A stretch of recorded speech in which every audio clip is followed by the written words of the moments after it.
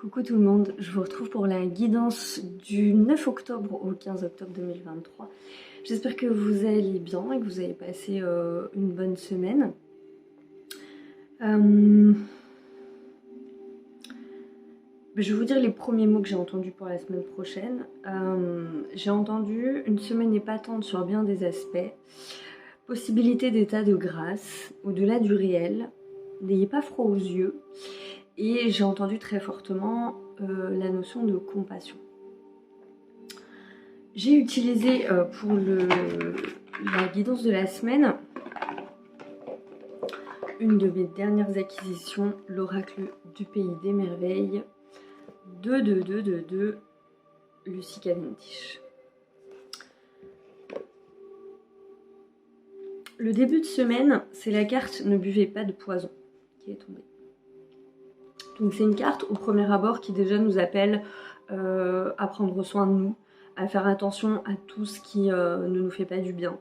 Je pense par exemple, moi ça pourrait être le tabac, où je vous avais expliqué que j'avais beaucoup moins, j'avais fait très attention ces derniers temps à pas trop fumer.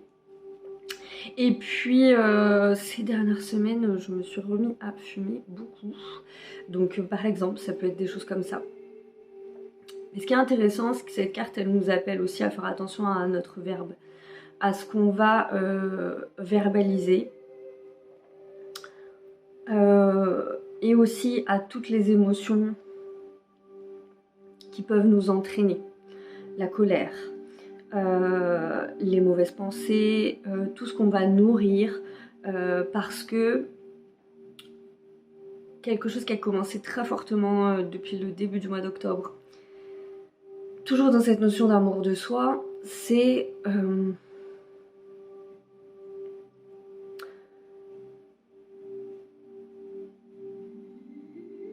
comment dire, l'importance d'exposer sa divinité, c'est-à-dire ce qu'on est véritablement plus fort que tout. Je vais être obligée de vous raconter ma vie, je suis désolée, mais je suis bien obligée d'illustrer par l'exemple, ça sera plus clair. Cette semaine, j'ai vécu notamment 2 formes d'intrusion, très très fortes, et une pas très agréable. Je vous ai déjà dit que j'avais vécu une agression sexuelle en 2008, qui a été assez marquante. Et il s'avère que j'ai un voisin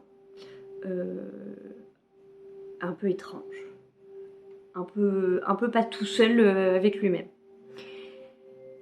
Et ça fait quelques temps maintenant que régulièrement il vient devant chez moi, soit il regarde devant chez moi, soit voilà. Bref, toujours est-il que cette situation a fait rejaillir des peurs de ce fameux événement. Et ça a été forcément très désagréable pour moi d'être reconnectée à ça, et en même temps sans comprendre, mais qu'est-ce qui se passe. Je remercie au passage. Il faut toujours rendre à César ce qui appartient à César, et surtout, c'est important en ce moment parce qu'on est connectés. Donc je remercie infiniment Eric et Barbara. Si vous passez par là, vous savez. Merci infiniment pour vos conseils, pour votre soutien en cette fin de semaine, ça a été précieux. Forcément, j'ai pris l'habitude maintenant, quand je vis quelque chose, de me demander pourquoi. Et Eric et Barbara m'ont beaucoup aidé à comprendre le pourquoi de cette remémoration en quelque sorte, puisqu'il y a eu un moment donné, je décide donc de poser une main courante. Et le jour où je vais au commissariat, vraiment, j'ai la sensation de revivre une journée très précise. Et je me dis, mais avec tout ce que ça brasse émotionnellement, etc. Et je me suis dit, mais c'est quand même pas possible de revivre toujours la même chose, n'est-ce pas? Et alors que c'est pas totalement la même chose, hein, soyons honnêtes, mais il y a une espèce de déjà-vu désagréable. Ça a forcément fait aussi naître de la colère, parce que c'est jamais agréable quand on se fait emmerder dans notre quotidien, n'est-ce pas? Et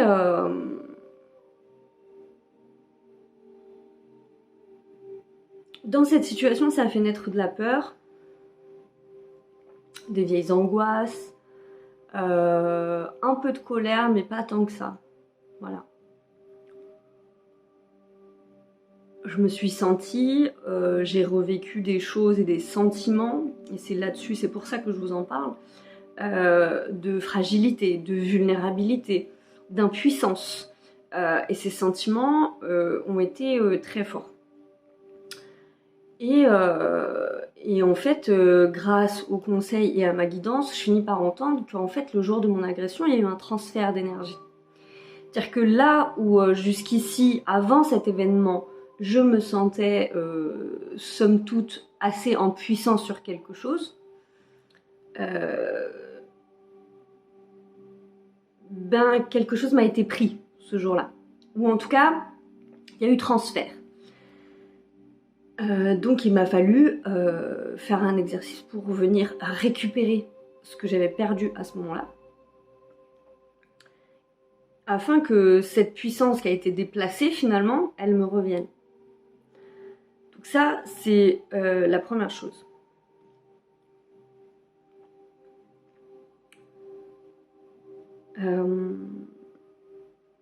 Et ça me semblait important de le dire pour la bonne et simple raison que, bon, là c'est dans un événement bien précis, mais il y a plusieurs situations dans nos vies en fait qu'on a pu vivre par le passé qui nous ont pris quelque chose.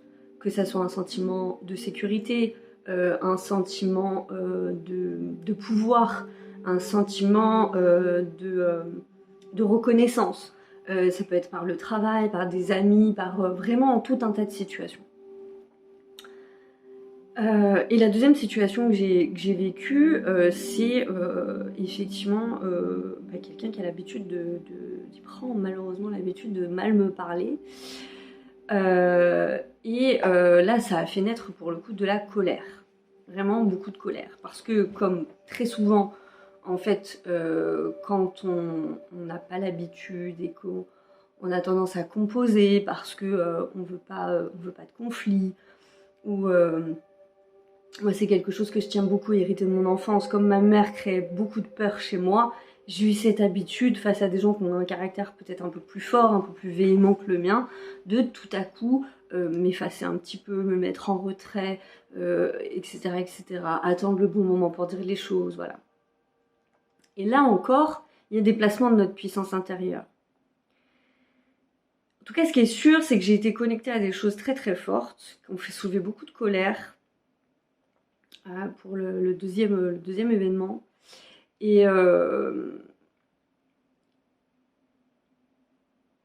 parce qu'en fait, pourquoi ça a soulevé de la colère? Parce que je me sens aussi impuissante et il y a un mauvais dosage de ma puissance. Donc au lieu d'être dans imposer mes choix, imposer mes besoins, mes désirs calmement, et ben finalement je dois en tout cas dégager une attitude qui est empreinte un peu de crainte. Et en fait à chaque fois dans toutes ces situations, il y a l'énergie de proie en fait, il y a l'énergie de victime derrière en fait, qu'on le veuille ou non. Déjà dans un premier temps, c'est pas super simple à reconnaître. Par exemple, pour ce qui concerne mon agression, j'ai été persuadée d'avoir déjà travaillé le truc. Donc me rendre compte que je dégage encore cette énergie, ça n'a pas été très agréable. Franchement, ça n'a pas été très agréable. Mais factuellement, c'était le cas, je ne pouvais que le reconnaître puisque c'est ce que la matière me présentait. Et ça me renvoie à quelque chose qu'on entend beaucoup en ce moment, je l'ai lu partout, et j'ai des amis qui me l'ont dit. La loi d'attraction fait qu'on ne récolte que ce qu'on est. C'est désagréable. C'est désagréable. Parce que quand on vit des choses pas cool, on se dit que du coup, y a un truc qu'on fait pas bien. Mais passer le côté désagréable et l'ego qui est un peu pincé, cette notion, elle est importante.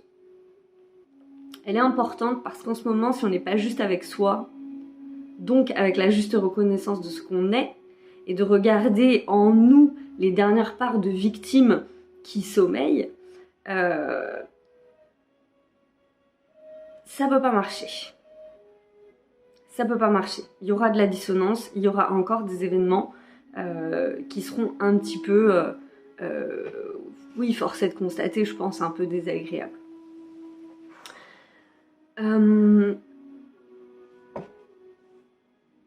C'est aussi une carte qui nous demande du coup de ne pas être dans le déni de ce qui se joue, de ce qui se passe, de pouvoir regarder vraiment les choses en face, telles qu'elles sont. Et de ne pas regarder le passé soit de manière trop idéale, soit de manière trop monstrueuse. Vous voyez, d'être vraiment juste dans notre rapport aux choses et de ne pas nourrir ce qui n'est pas bon pour nous. Ça, c'est sûr. C'est aussi très important parce que le mois d'octobre est vraiment synonyme de transcendance de l'amour, avec un grand besoin de paix, que ce soit à l'échelle individuelle ou que ce soit à l'échelle collective, et on le voit, je trouve malheureusement, très bien avec ce qu'il se passe en ce moment. Et il y a un besoin de compassion très fort, vraiment très très fort. Et de bien équilibrer la dose de compassion et cette dose de divinité qui doit s'imposer parce qu'il y a des cercles de soumission, de domination qui doivent s'arrêter, prendre fin une bonne fois pour toutes. Donc c'est l'humanité là qui se regarde dans les yeux, ça sera ça au mois d'octobre. Beaucoup, et ça peut paraître très paradoxal parce que à l'échelle collective le mois d'octobre va être très compliqué par des événements ils sont déjà en train de se dérouler, donc j'ai pas vraiment besoin de dérouler, je pense, par rapport à ça. Mais plus ces événements se font, et plus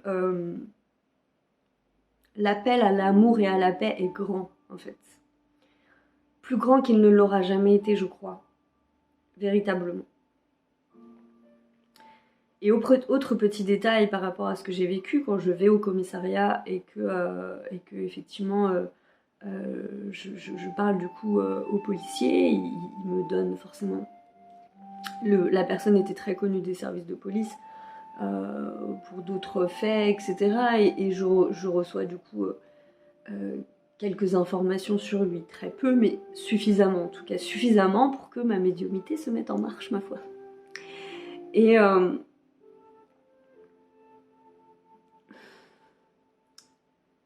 ça fait plusieurs semaines maintenant que je suis connectée à Sainte Thérèse. Et je comprenais pas trop pourquoi j'étais si connectée à elle. Et quand je reçois le peu d'informations sur cet homme, où je perçois son enfance, une partie de son vécu, de ses douleurs, de ses blessures,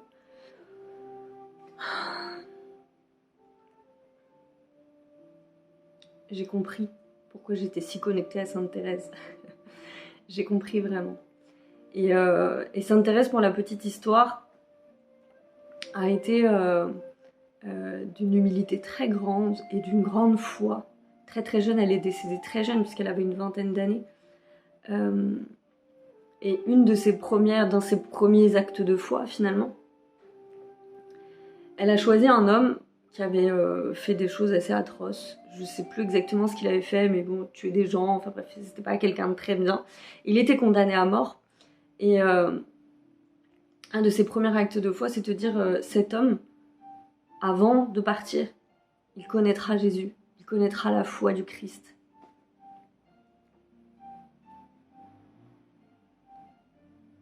Et elle avait un peu l'espoir de convertir finalement les âmes un peu désespérées. Et juste pour vous dire quelque chose que j'avais déjà vécu au moment de mon agression, mais que j'ai revécu là d'une autre forme, d'une autre manière. On m'a connectée à cette compassion, à ce moment-là. Pourquoi ? Parce que c'était important que je me rappelle,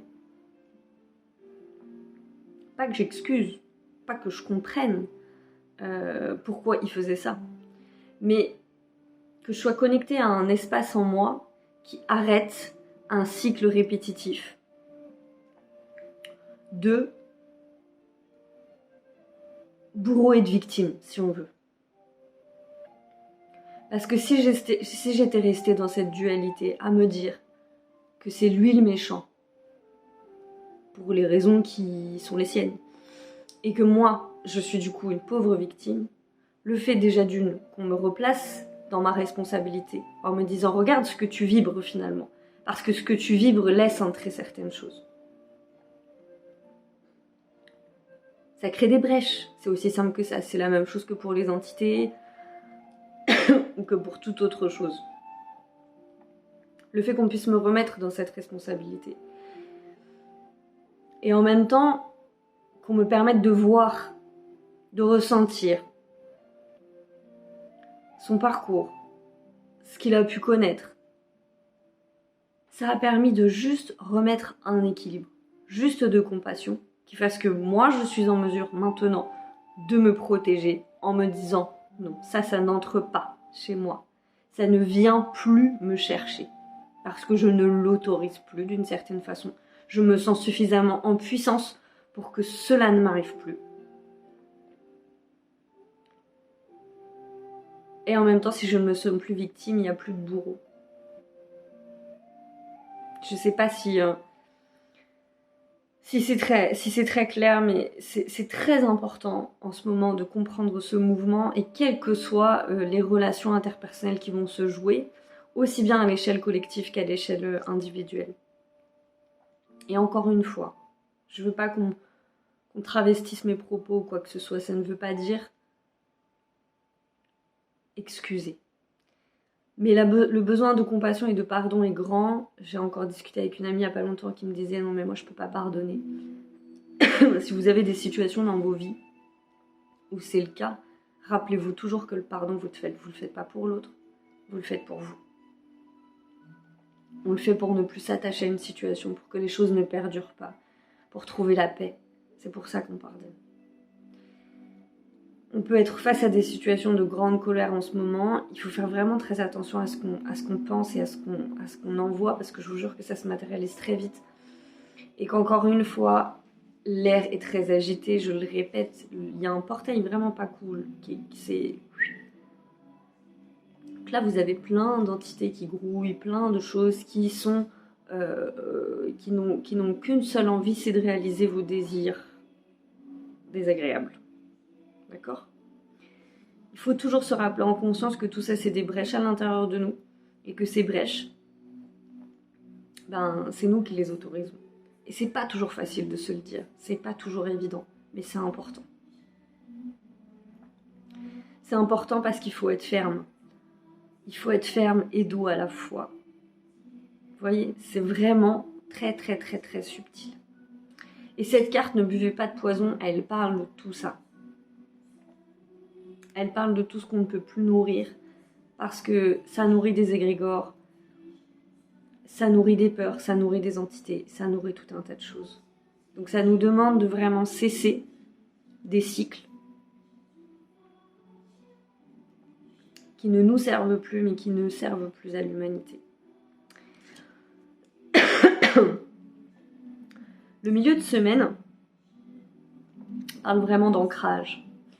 L'ancrage va être important, je pense, tout au long du mois d'octobre, pour toutes les raisons que je viens d'énoncer précédemment, parce que le collectif est très agité, que le monde astral est très agité.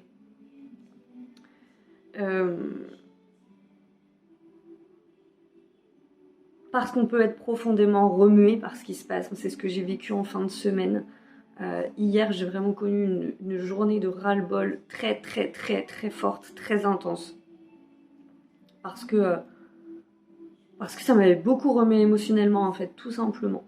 Et que ça faisait longtemps que je n'avais pas vécu ça, un vrai moment où j'avais tout envie d'envoyer bouler, quoi. Je croyais plus en rien, j'avais plus envie, quoi. Ça m'a fatiguée. J'ai tenu bon, puis au bout d'un moment, on est tous humains, on peut pas tenir comme ça pendant des siècles. Donc, une importance vraiment très très forte de l'ancrage, de ne pas hésiter à mettre de la magie dans son quotidien, à s'enjouer pour des petites choses. L'odeur d'un encens, le parfum d'une fleur, jouer avec ses animaux, jouer avec ses enfants, faire du rangement, écouter de la musique, faire la cuisine, recevoir des amis. C'est simple, mais je crois vraiment qu'on est invité à travers cette expérience à prendre conscience que la magie, c'est l'amour dans sa forme la plus simple. Vraiment. Les miracles sont des choses ordinaires. Ils ne tiennent pas dans des grandes célébrations. La spiritualité, elle est ancrée dans la matière de manière simplissime. Dans un oiseau, je sais bien, je parais complètement perché, mais je m'en fous. Vraiment, plus on va se rendre compte et voir que la magie est dans les petites choses, et plus ça se décuple tout autour de nous. C'est excessivement important, vraiment excessivement. Et je me le dis tous les jours et je le constate tous les jours. C'est vraiment fondamental. Et je vous dis tout ça là en impression parce que j'ai mon chien qui est juste à côté de moi là en bas, qui a la patte posée sur moi délicatement et qui fait un gros dodo. Et c'est un gros kiff. Je le remercie de partager ce moment avec moi. Vous pouvez pas le voir mais c'est trop chou. Pour la fin de semaine, c'est la carte regret. Et cette carte, elle nous parle vraiment de prise de recul. Parce que on pourrait être pris par cette notion un peu d'idéaliser le passé. Moi, ce qui me marque aussi beaucoup dans cette carte-là, c'est la carte en l'occurrence, plus que le texte finalement. C'est-à-dire que, on voit, il y a le feu derrière elle, vous voyez. Le collectif est très agité.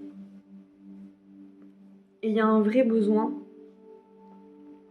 de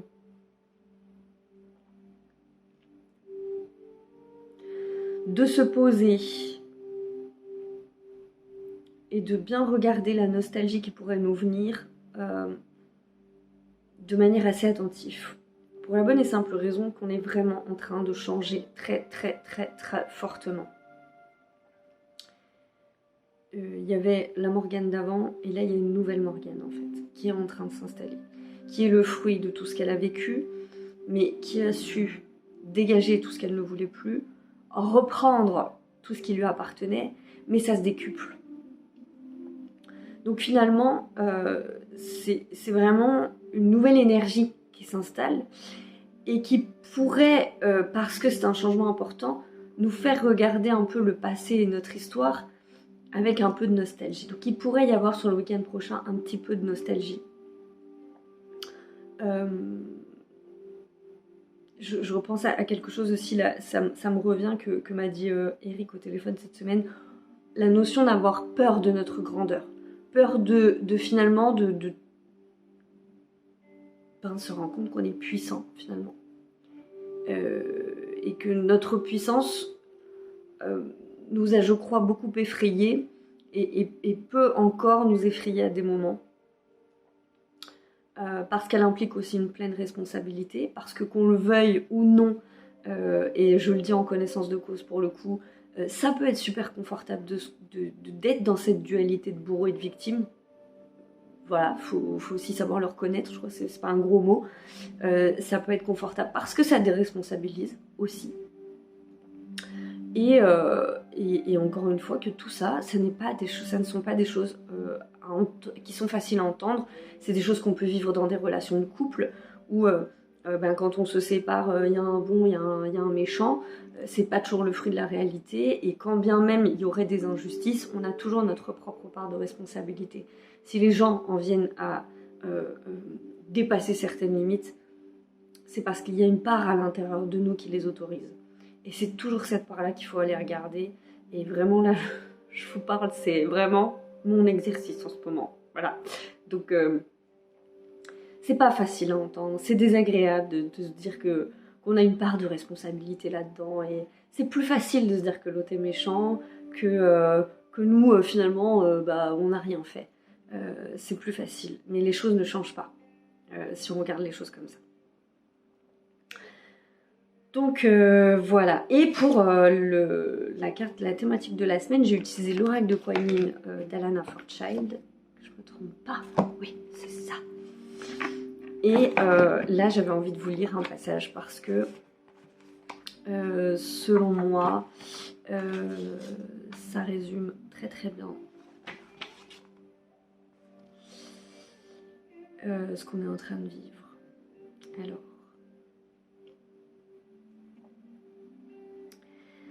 la déesse signe d'ivoire parle de grâce et de pureté spirituelle. La lumière de votre âme ne faiblit jamais, ami très cher. Abandonnez la culpabilité, la honte, le jugement et la peur de ne pas être assez bien, afin de réaliser votre beauté, d'être davantage vous-même et d'éclairer le monde de l'essence divine qui vous caractérise. Ne détournez pas les yeux de votre propre lumière intérieure divine dans toute sa pureté et son éclat, chère âme. Vous trouvez peut-être plus facile de croire à l'illusion du péché et de l'indignité, plutôt qu'à la réalité de votre innocence spirituelle. Et pourtant, tout comme la pureté, la beauté et la grâce de la déesse signe d'ivoire, votre âme est lumineuse, pure et éternellement remplie de grâce. Vous êtes appelé à reconnaître l'énergie divine en vous sans négliger la considération et l'acceptation de vous-même. Il est temps d'accepter plus largement votre divinité, d'être présent à votre pure lumière intérieure, au lieu d'essayer de l'ignorer, de la minimiser ou de regretter qu'elle ne soit pas meilleure. Qu'importe ce qui s'est passé dans votre vie, quelles expériences ou quels choix vous avez faits, la lumière de votre âme est aussi pure que la source divine elle-même, puisque c'est ce qu'elle est essentiellement. Vous n'avez besoin d'aucune honte spirituelle ni de sentiment d'inaptitude. La lumière en chacun de nous est exactement la même. Nous sommes seulement à des niveaux différents de compréhension.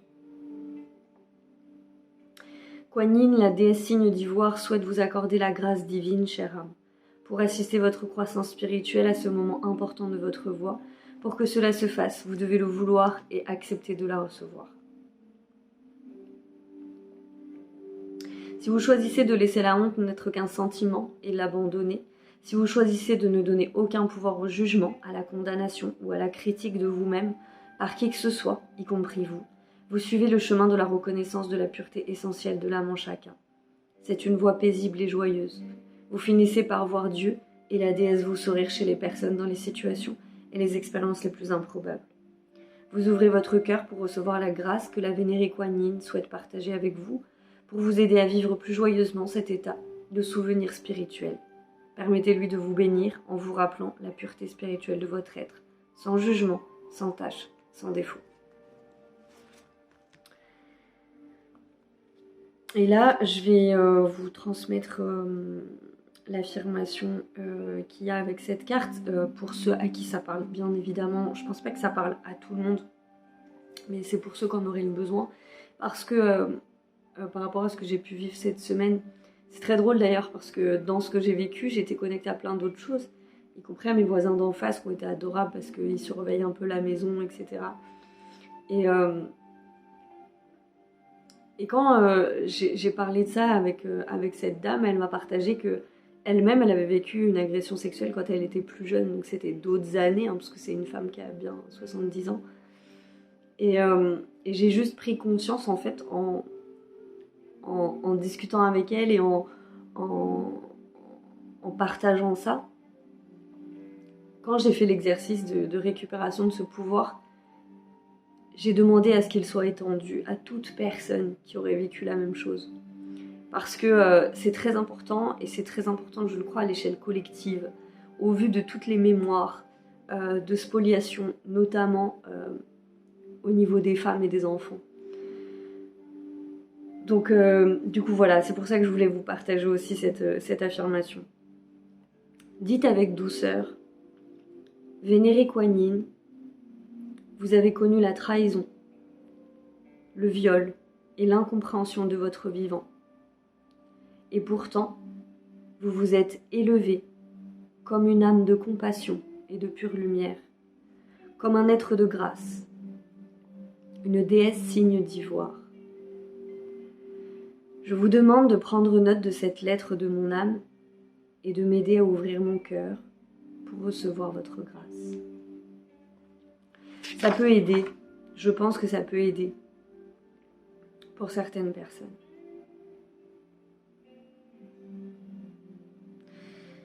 Voilà, et je vais terminer avec la prière. Vénérée Kuan Yin, mère de paix, beauté de compassion, la lumière en vous est la même en moi. Aidez-moi à être en paix avec ma pureté et mon innocence éternelle. Déesse signe d'ivoire, aidez-moi à abandonner les anciennes expériences et croyances de honte, de condamnation et de jugement de soi qui ne me servent plus à rien. J'accepte et je respecte maintenant totalement et complètement que la lumière en vous soit la même lumière divine en moi. Om Mani Padme Hum.